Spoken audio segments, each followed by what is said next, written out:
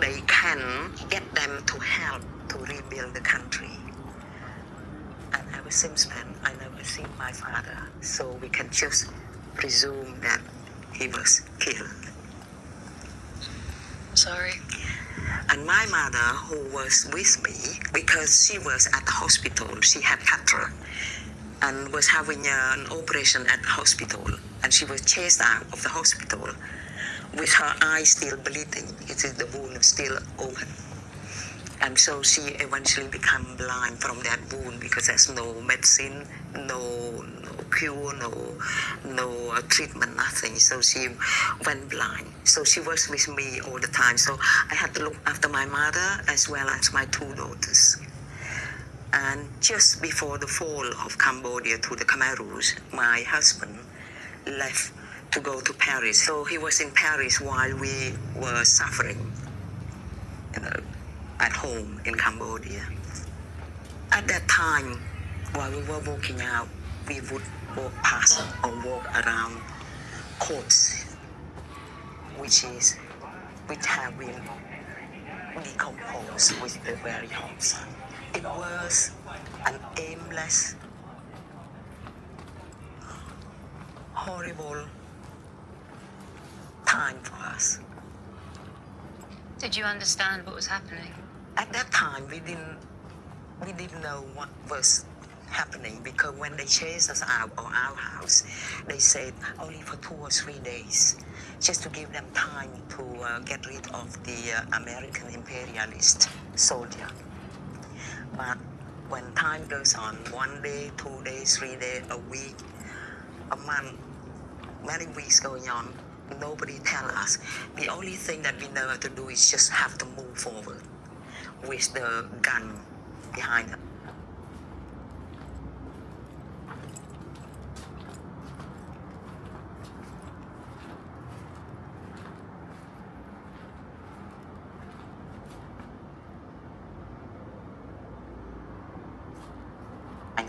They would shoot into the air, and we would just fall frightened and just run, because otherwise people wouldn't be able to walk, in the burning sun, lack of water and lack of food.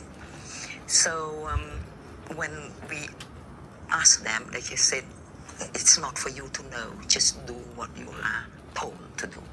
The Khmer Rouge would shoot anybody who disobeyed them.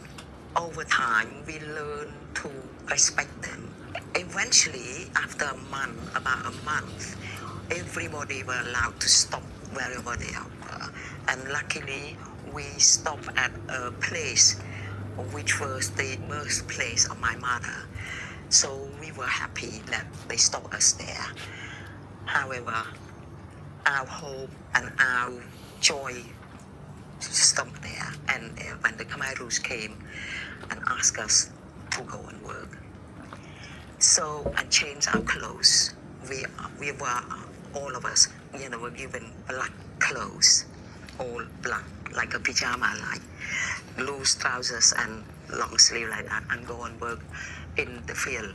But then it was a dry season, because April, so we were sent to work digging water reservoir or irrigation canal or building dam or to clear up forests for planting fruit trees.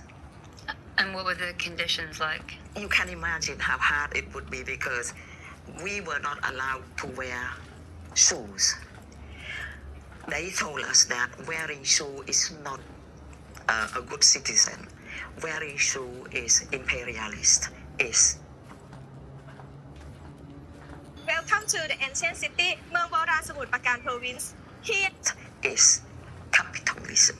If you can try to walk without shoe, let alone walking in the forest with the thorn, with broken branches, with all the gravel and everything, it was utterly painful. That one thing. And then another thing, we only were given, then it was rice with salt to eat. And we had to work about 12 hours a day. They would wake us up we would have to leave home at 5 o'clock in the morning, get up at 4, cook rice and pack out make a lunch to go and work, and then wouldn't be allowed to be back home until 6 o'clock. So it's a shock to our system. It's a shock to our soul to be forced to do something and to live in that condition. And your daughters, were they being forced to work as well? My two daughters, the older one was 5 or 6 years old, and the younger one was 1 year and a half. And the year and a half is allowed because she was ill, but these 5 years old one were forced to work as well. She had to go and with a basket in her hand collecting dung, cow dung, to make fertilizer for the field, to weed the vegetable farm, and to feed all the farm animals. As a mother, how did that feel? Well, you just feel helpless, but at the same time you realize there's nothing you can do. If you say a word wrong and if you protest it, you would be killed or your child would be killed. And there was an incident that one day they caught my daughter eating cucumber while she was weeding cucumber field farm. And they tie her to a tree and they were beating her with a club.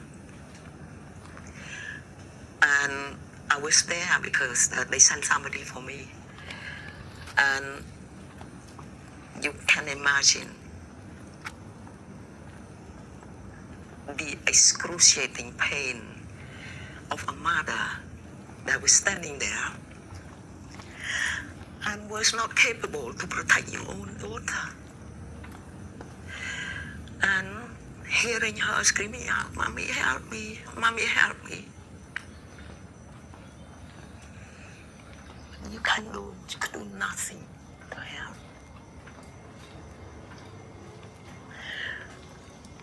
Sorry, up till now, remember that scene, that excruciating pain come back to me.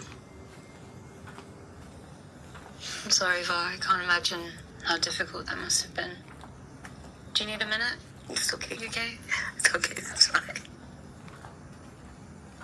Yeah, there's a lot of people were planning, those few months, there were a lot of people planning to escape. And there's a lot of people got caught.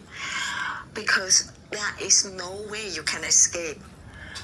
Because you are just like in a prison, a huge, enormous prison without wall.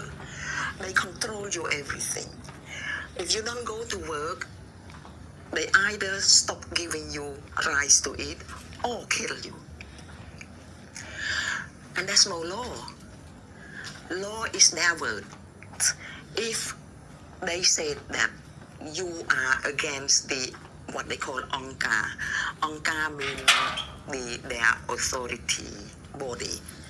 If you say something and they want to kill you, they say you are against the Angka. And that is enough reason to kill you. And people, to begin with, for the first few months or first year, they still don't realize how life could be very fragile under the Khmer rules. Do you think people were loyal to the Khmer Rouge, or do you think they were terrified of them? Nobody apart from their own people, nobody were loyal to the Khmer Rouge.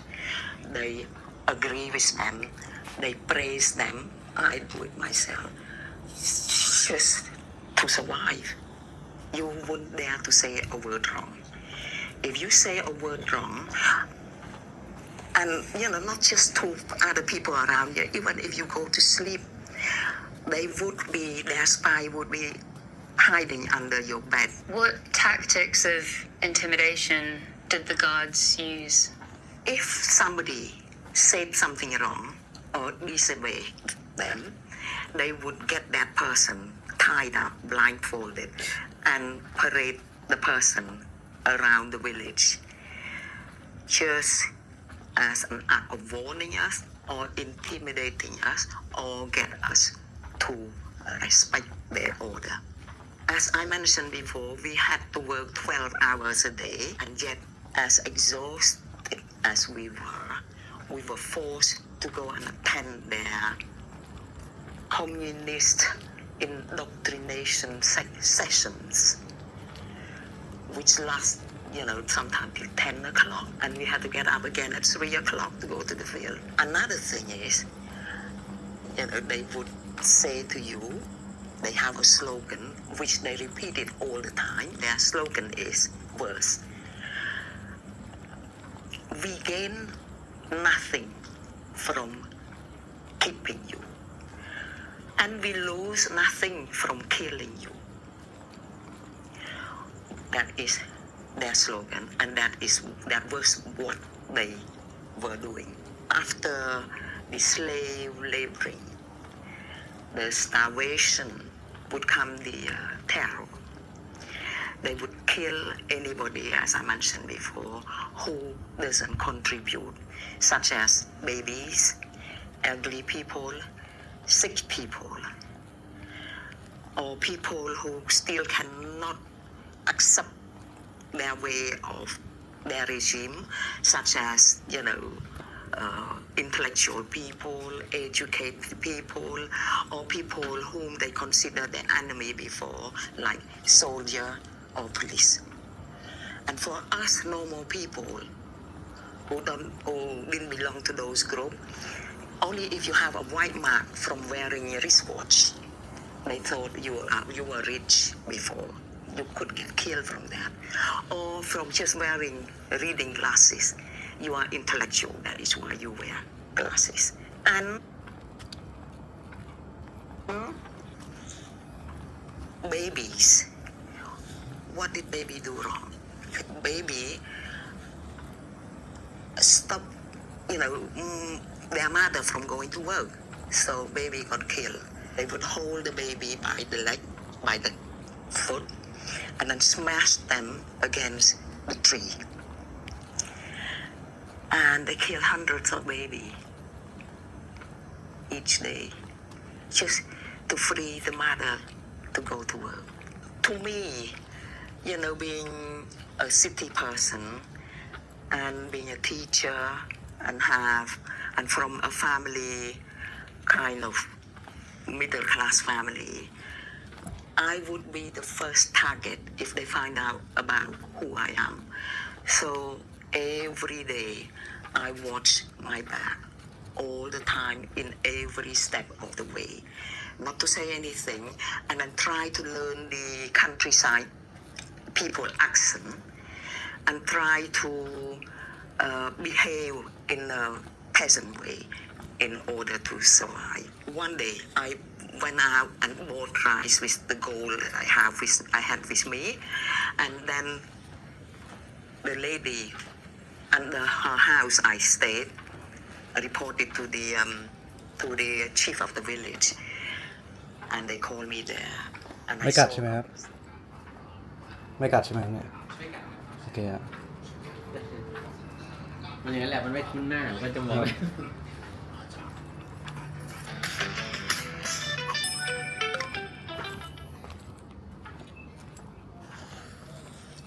I don't, in my body, I felt like I don't have bone, I don't have muscle.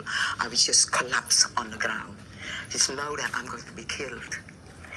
However, because I am a Christian, I believe in God, so I keep praying, keep thinking of my daughters, who's going to look after them. Keep praying. And then somebody came in, whispered to the chief of the village, and he said, okay, we review your case, pointing at me, later. Now go to work. Imagine the relief I have. Was that something that most people went through experiences like that? I'm sure Yeah. I'm sure they do, but because they don't kill the people in front of you. They may blindfold them, tie them, and parade them for us to see, but they take them to what I said, mass grave, and then just hit them with the back of the hose and then just kick them into the grave. And some people were buried and they're still alive, you see. And talking about mass grave, there are thousands of mass graves across the country. There were 917 mass graves just around the city alone. That is why Cambodia at that time was called the killing field. Because everywhere you go to, you see the mass grave. And the Khmer Rouge regime is dominating by killing and killing.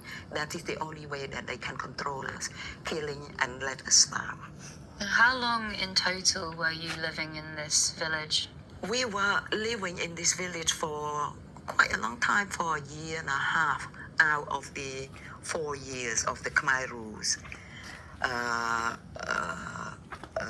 range of terror. And then I don't know why they decided to send us all to Bat Nam Bong. Bat Nam Bong is the name of a city in the north of Phnom Penh. And to do that, they packed us in a train, thousands of us in one train. And because of that, the train goes very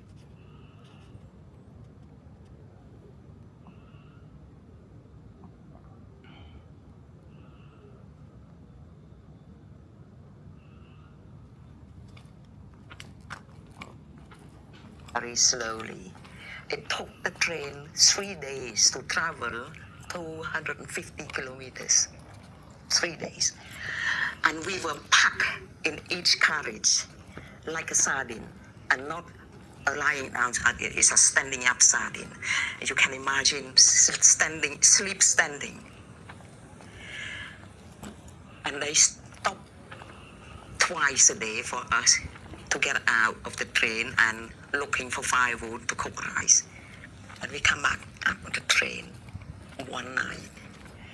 People were ill, they vomited, they vomited, it was just hell. One person died, and there was no one to get help. The Khmer was not there to help you. The train went forward. So the family had no choice but to throw the body of their loved one through the window. So the train eventually took us to Bat Nam Bong, and Bat Nam Bong is a town, a city, the second city of Cambodia, where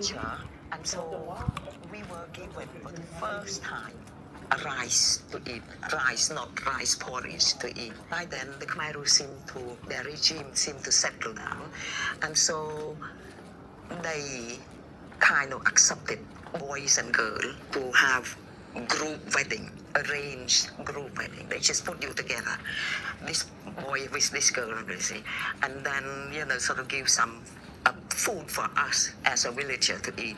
So that was heaven. That was heaven.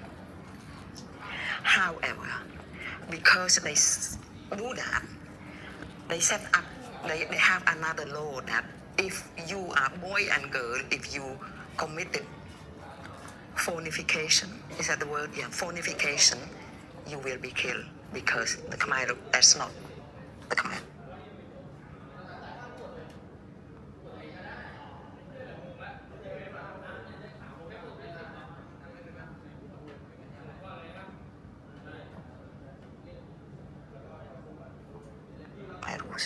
To prove to us that they really love us. One night, they asked everybody from our village from neighboring. ถ้าผมมีเอดอ่ะผมก็เก็บมันเข้ามาเพื่อให้มันเป็น2คู่ใช่3คู่ก่อนนะใช่ที่เราทิ้งไปตรวจแต่ถ้าเราได้ตัวแก๊สนั้นอ่ะเราคู่ที่เราก็ได้เลยเป็น1คู่แล้วเราคงก็ได้แล้วนะแต่เราเลือกทิ้งได้จะทิ้งอะไรก็ได้แต่เราทิ้งอะไรก็ได้นะคือไม่ได้คู่เนี่ยไม่จะทิ้งคู่ยังได้เลยก็ทิ้งได้ชนะไงโอ้โหคือด่างโอ้โหนะตัวนี้มันเป็นจบแล้วพี่จะทิ้งอันนี้ก็ได้ด้วยแค่นี้ villages to come for a big meeting. So when we arrived to the meeting, in the middle of the field, high up, we saw 2 people, 1 girl, 1 boy, tied together against that pole, blindfolded. And they start lecturing us. And these two people didn't respect, didn't follow the Angkar or whatever committed crime against the Angkar law and everything.